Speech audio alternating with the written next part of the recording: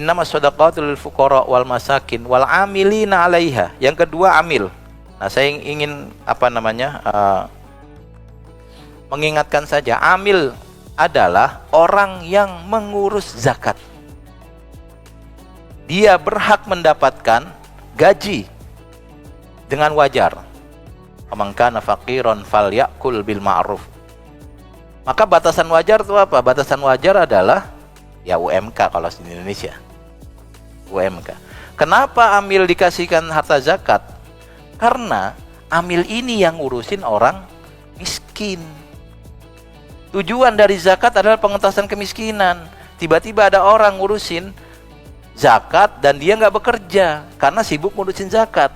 Akhirnya nggak punya duit. Tujuan zakat mengentaskan kemiskinan, malah nambah miskinnya. Amil tadi itu tambah miskin. Di kampung ini miskinnya berapa? Ada 20 Pak.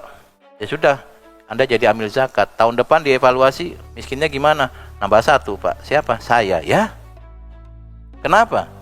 Karena dia fokus ngurusin orang miskin sehingga nggak bisa bekerja. Supaya dia bisa fokus ngurusin orang miskin dan dia tidak jadi miskin, dia boleh mengambil gaji. Tapi bisa kan Pak ngurusin zakatnya sore, jadi pagi kerja, nanti sore ngurusin orang miskin. Nggak akan maksimal Pak. Tidak akan maksimal. Kalau nggak maksimal, orang miskin yang 20 tetap 20 di akhir tahun, nggak berubah. Kenapa? Karena orang yang ngurusin zakatnya, ngerjainnya setelah dia letih. Nggak bisa fokus. Habis pulang kerja ada masalah di kantor, mumet, ada orang miskin datang, entar aja besok aja kayak lagi pusing begini datang. Nah, nggak bisa. Jadi amil dapat zakat supaya bisa bantuin orang miskin. Berapa besar? Sewajarnya. Falyakul bil ma'ruf. Ambillah jatah sewajarnya. Supaya orang miskin berkurang, bukan malah bertambah.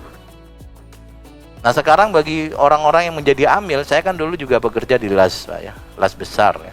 Kita punya komitmen menjadi relawan. Relawan itu enak, orang yang rela mengurus orang lain tapi digaji. Dan mental kita itu mental yang duit yang penting cukup. Prioritaskan orang miskin. Kita masih bisa kok. Kalau nggak punya duit masih bisa ikhtiar. Kalau mentok-mentok mau utang, masih banyak yang ngutangin. Tapi ada orang-orang yang miskin banget, sampai ngutang saja udah nggak bisa. Karena mau ngutang kemari, udah punya utang. Mau ngutang situ, udah punya utang. Mau ke situ lagi, udah punya utang. Baru ngetok pintu orang, udah nggak dibukain. Kira-kira begitu. Jadi mental kita dibangun seperti itu. Maka ketika kita mendiskusikan siapa yang menerima zakat, yang pertama al-fakir, yang kedua al-miskin, yang ketiga al-amil. Amil mendapatkan zakat supaya dia fokus ngurusin orang miskin, bukan malah menambah jumlah orang miskin. Berarti tujuan amil dapat zakat, dapat honor dari zakat, itu supaya memang orang miskin ditolong.